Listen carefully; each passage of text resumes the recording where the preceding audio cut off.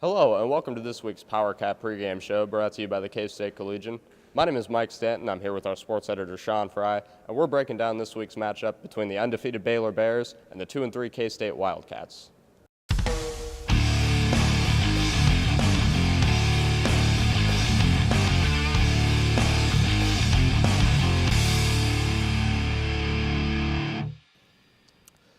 The last time these two teams squared off, Baylor pulled off a shocking 52-24 upset to end K-State's national title dreams. This time around, Baylor looks like the BCS contender. Sean, what's the significance of this game for both teams? Well, Mike, you really hit it on the head. Baylor is looking like a great team early on. They have that prolific offense, which is number one in total offense with 779 yards a game, and number one in scoring with 70.5 points a game. They are undefeated at 4-0, but they haven't really played anybody tough yet. Their one Big 12 game was against West Virginia. Obviously, the Mountaineers beat Oklahoma State, who K-State just lost to, so there's a bit of correlation there. But overall, Baylor has played really well behind the play of quarterback Bryce Petty and the running back Lake Seastrunk.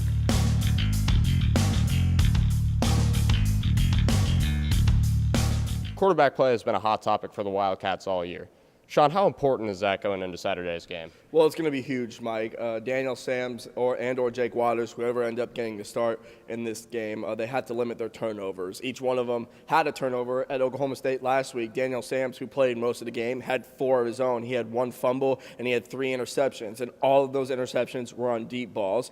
Kansas State, if they want to have a chance in this game against Baylor's offense, which is going to put up a lot of points, they have to have long, sustained drives that end in points for themselves. And you can't do that if you're throwing the ball away to the other team or fumbling it away. Because if you do that, Baylor's offense is just going to capitalize on that. They already have 10 takeaways this year, and that'll just allow Baylor to run away with this one.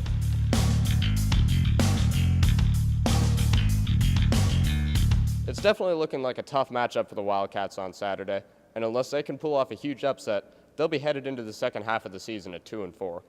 Sean, do you see any way that they can right this ship and get to bowl eligibility by the end of the year?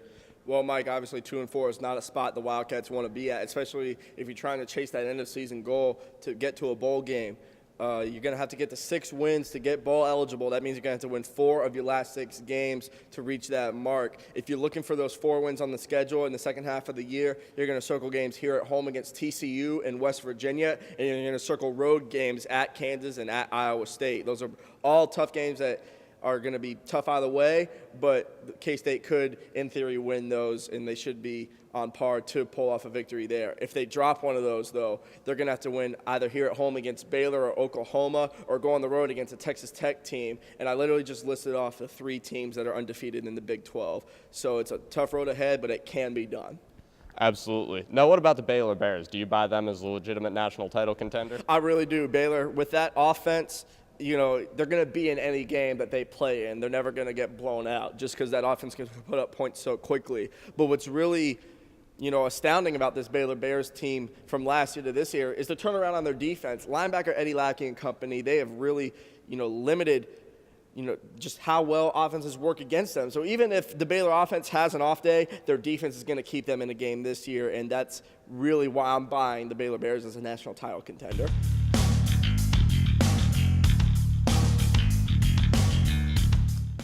Sean, going into Saturday's matchup, who do you think is the impact player for Baylor?